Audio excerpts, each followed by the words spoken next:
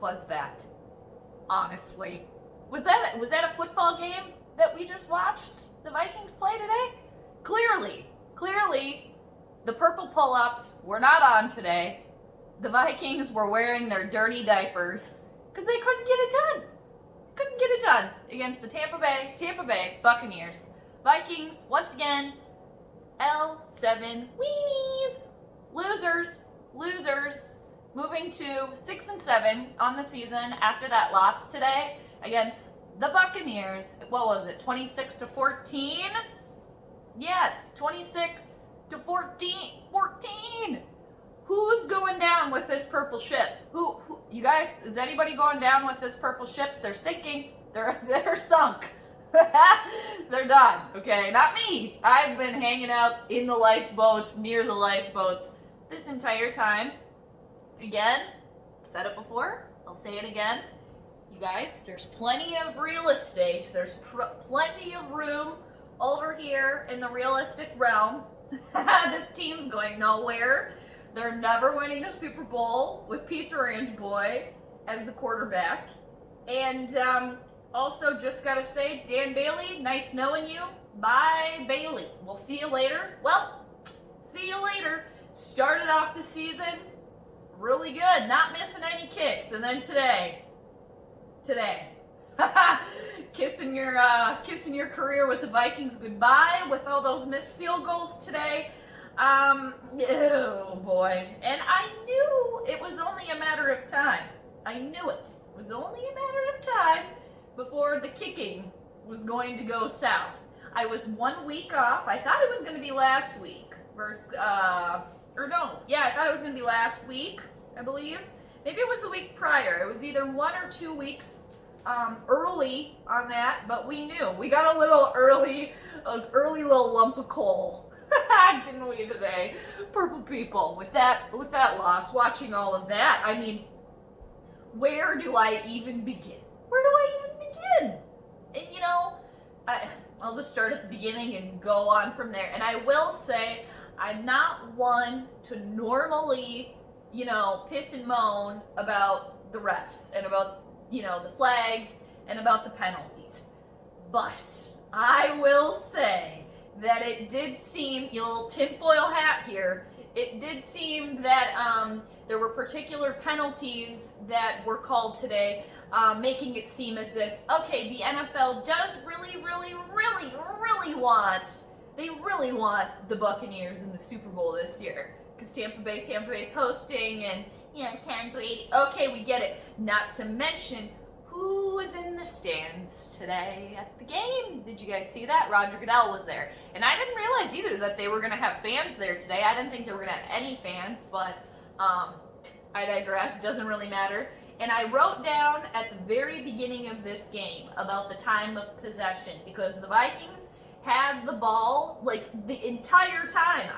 I'll look back in the notes, but it was in the second quarter. The Bucs had only had the ball for 3 minutes. 3 minutes. And I wrote down, it didn't matter.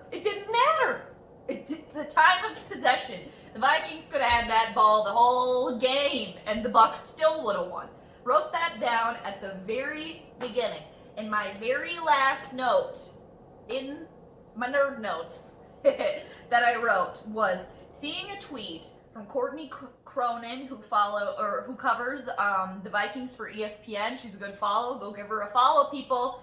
She wrote, right before I started filming this, wrote this down, last thing. In regulation losses where teams have had 39 plus minutes of possession this season, okay, when teams have had the ball for over 39 minutes, how many losses have the teams had? The rest of the NFL, 0. How many have the Vikings lost when they've had the ball for over 39 minutes? They've lost twice. Only team to do that when they've had the ball that long. Clearly doesn't matter because you can't get it done when you have the ball anyway. So it's just, I know a lot of people are this is just going to be Bailey chatter. And like I mentioned at the little halftime check-in, this is like a Daniel Carlson 2.0. And I think also, I mentioned to a couple of people on the comments, we were talking about how Zimmer is also a problem. with the kicking. Zimmer is also a problem with the kicking. You know, dude, we get it. You don't like kickers. They're not your favorite thing. Okay, maybe keep that to yourself, okay? Because a lot of the kickers, I would assume 90% of their game is mental, okay? So when you mess up the mentality, you're messing up their entire game.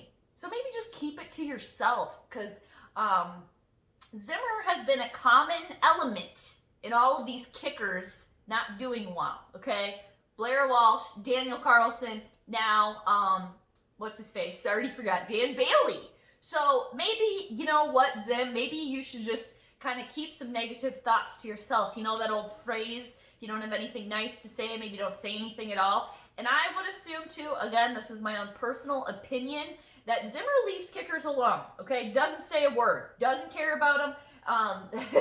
Rather, they should be neither seen nor heard, okay? Kickers in Zimmer's mind. But then when they do badly, oh, wouldn't you know, he's probably the first one over there lashing out, spitting fire. So it's like, dude, that's not a good thing to do that, I don't think. Maybe acknowledge the fact that they're part of the team, okay? As much as you have to grit your teeth and bear it because they don't play defense, okay? But you're the coach of an entire team here, an entire team, which, whether you like it or not, includes kickers, okay?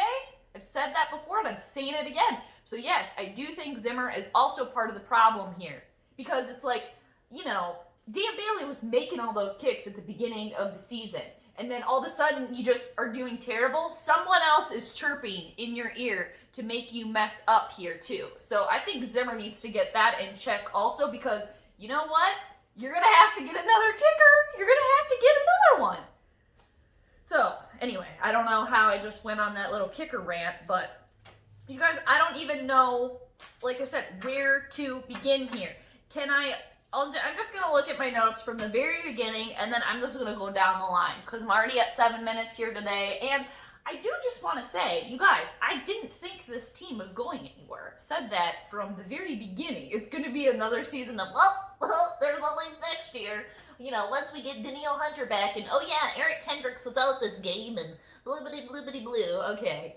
The Vikings, as a whole, as an organization, they're totally cool with being mediocre. They're totally fine, like, oh yeah, you know, we made it in the playoffs. We did pretty good. We did, you know, and we're all a victim for it. You know, we fall for that crap. And here we are, loyal fans, year after year, here again. You know, oh, they almost did it. They are the perfect purple carrot danglers. That is just their MO. They'll dangle that in front of us, and we'll continue chasing it. I've had enough. Enough is enough. Win a freaking Super Bowl for once. Why don't you? Okay, so fans in the stands got that. Can somebody please get a megahorn or whatever it is blasted in Pizza Ranch Boy's face? Can you not dive head first when you are running with the ball? Can you not? It's called sliding. Have you heard of it? Okay, thank you. Next. Okay, so what else did I really want to touch on here? This is just random crap. Also, again, Pizza Ranch Boy, can you get rid of the ball, please? Can you get rid of the ball? You were a little bit more mobile. Again, this game, we appreciate that. We like that, okay? Can you throw the ball a little bit more? You had some decent ones, but get rid of the damn thing. I think he was sacked 5 times today. And I think in the last 2 games, Cousins has been sacked either 10 or 11 times. Oh, our offensive line, got to work on that. That's a problem. How many years has that been an issue? This team's trash. Okay, so many problems. And, you know, Troy mentioned this also, like, so many missed opportunities. And I mentioned this before, too. It's like the little mistakes, you know, you can let those slide against Jacksonville, teams that are 1-11, and they're not going to come back to bite you. Teams like the Bucs, okay, that are a little bit better, you can't do that. You can't do that. And I'm all over the place. Not to mention today, too, losing that game. Arizona, I forget who they were playing.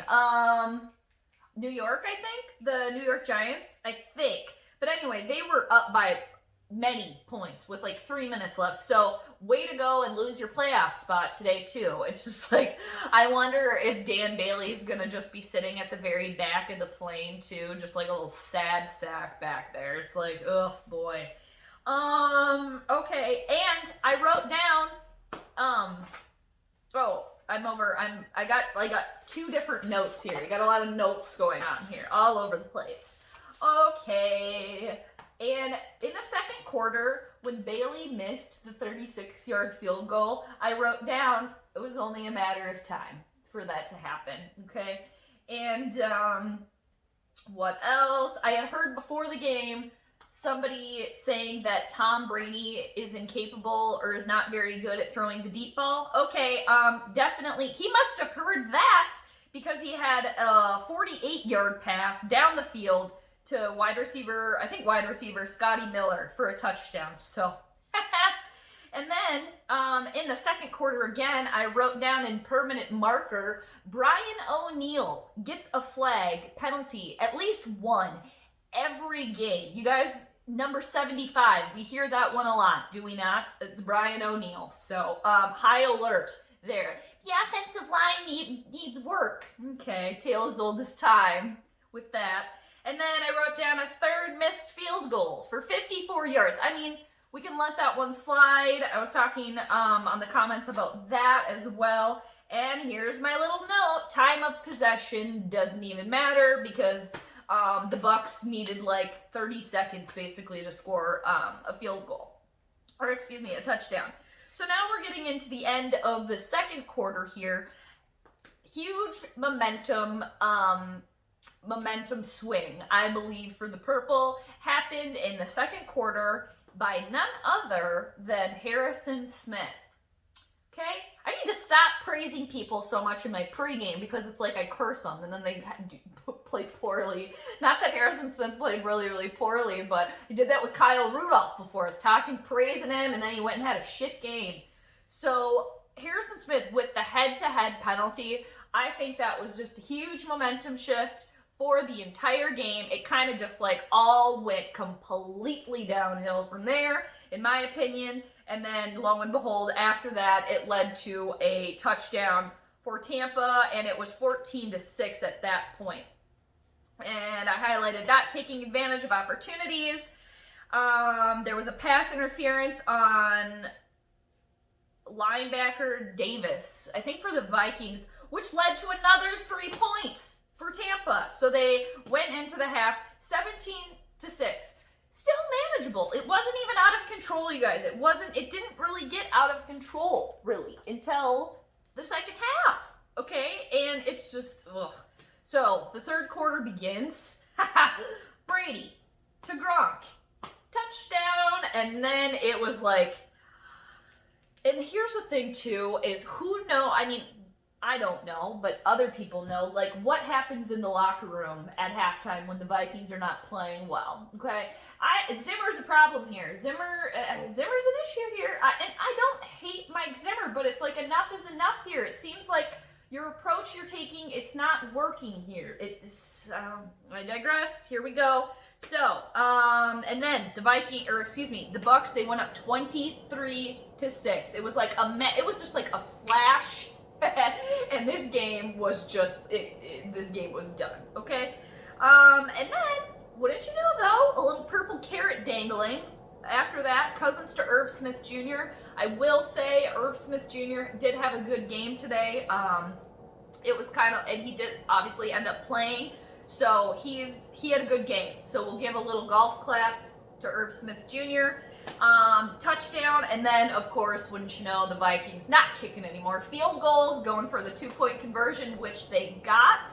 A little mini snap for that with Justin Jefferson. So it was still pretty close. The Vikings were still lingering. Purple carrot dangling, I'm telling you. It was 14-23 at that point. And I wrote down in the third quarter, it took me 3 quarters to realize that Antonio Brown plays for the Buccaneers. I totally forgot about that. I mean, I knew about it, but I'd forgotten about it. And then here we go, Bailey missing another field goal. And at that point, he had missed 3 field goals and a PAT. So not good. The 5 sacks on Cousins.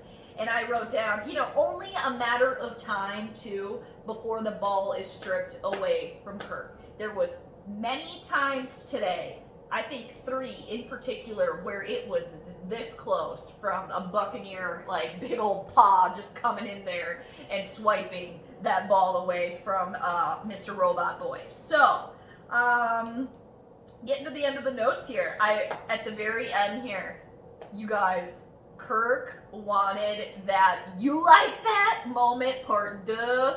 He wanted that so bad today. He wanted to lead this team to a comeback. And you know what? I'll give him kudos for that. Good. Why don't you play like that every time? Play like that every time. A little fire under your ass. Get mad, dude. Get mad about it. And he was mad. His Cousins was throwing a little tantrum. We're having a little hissy fit on the sidelines. But to me, I think he wanted that personal moment, that "you like that" moment for himself personally. He wanted that for himself so he could shove it in everybody else's face again. Sure, if it comes along with the team win, of course, why not? But personally, he wanted that for himself, to be able to shove it in everybody's faces again. That's why he was extra mad. Not that the team as a whole is losing. What does he care? He doesn't care. He already got paid. Okay, he's been a loser this entire time. 8-8 quarterback, completely average. He wanted that for his own personal statistics and to shove it in everyone else's face. I'm convinced of that. My own personal opinion. Just saying. And that's all I got, you guys. That's the end of the nerd notes for today. Now the Vikings, they are losing their playoff position. It didn't last very long, did it? Oh my word, this is a long one here. So, and I will just say too, side note, did anyone else see that he who shall not be named, Troy Aikman's booth partner, has dyed his hair, piss yellow? Not a good look, dude. Who convinced you that it was? Looks like crap. Troy looked great, per usual. And, I will say, though, just to end this again, that yes, I think the Vikings did get screwed on a lot of those calls. And I heard, too, that, when is a penalty thrown on a Hail Mary pass? Never! And that, momentum shift for this game today. So, who's going to be our kicker when the Vikings play Chicago next week? Who's that going to be? I don't know. We'll see, because it's not going to be Dan Bailey. It's not. I wonder if they fire him before the team plane takes off. I wonder, they're probably in the sky as we speak right now, or as I speak right now. Oh boy, I felt a little bad, for a second, but at the same time, it's like, dude, that's what you're supposed to be doing. That's what you're supposed to be doing, making the kicks, just like how we're dogging Cousins this whole time. You're supposed to be making throws. That's what you're supposed to be doing. So why should we give you extra praise for just doing your job? So then when you don't do your job, then the pitchforks can come out. Okay? So, did we like that today? No, we didn't. So what do you guys think now? The purple people that aren't hanging in the realistic realm, how are you guys doing? I'm sure there's still hope because there's 3 games left, and the Vikings pretty much have to run the table with those games. Definitely have to win on the 25th versus the Saints. And that game, I think, is slated for about 3:30 in the afternoon. For those of you that celebrate, that would be Christmas Day. So it's going to be a short week for them, too. It's going to be tough. So I don't think Chicago next week, and then the Saints, and then Detroit, I don't think any of those games are going to be easy. I saw the Bears, I forget, they're playing, I think the Texans today, they were spanking them pretty badly. It was 30-0 or something at one point in time. So I don't think that's going to be, those wins are not going to be easy, okay, for the purple. So, I mean, they could easily go 0-3 the rest of this season.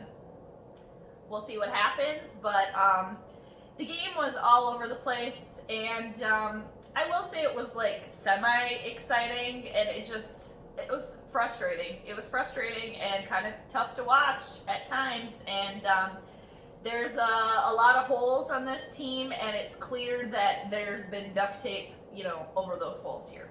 So, there's always next year. Anyway, let me know what you guys think now. Moving forward, again, like I said, the Chicago Bears, I believe, yes, coming to town next weekend, and then Friday, the 25th, the Saints, and then I think it's January 3rd. Are they at Detroit, or are they playing Detroit here? I forget, you guys. I think they're playing at Detroit, so that game could be interesting too, depending on how this season goes. But I mentioned that earlier. And there was one other thing. Oh, yes, you guys, I'm planning, if all goes to plan here, to do a live stream for the Saints game. So, depending on, how the games go too, but planning on doing that. So, I hope you guys join me. Just giving you guys a little bit of a forewarning, I guess. Maybe not a forewarning, but just letting you know. So, but I'll let you know again too before that. Anyway, thanks so much for joining me here, you guys. Again, you guys are all the best, and I hope you have a great rest of your Sunday. And like I said, let me know what you think. You guys always do. And, yeah, oh boy, it's just, I think it's just going to be kicker talk. Kicker talk, kicker talk all day long today. So, again, you guys rule. We rule, don't we? And, that's all I got. So have a great one, you guys, and I'll see you next week for the Bear game. Unless anything crazy goes down during the week, of course, then maybe I might have to chime in. But take care, you guys, and I'll check you later. Bye.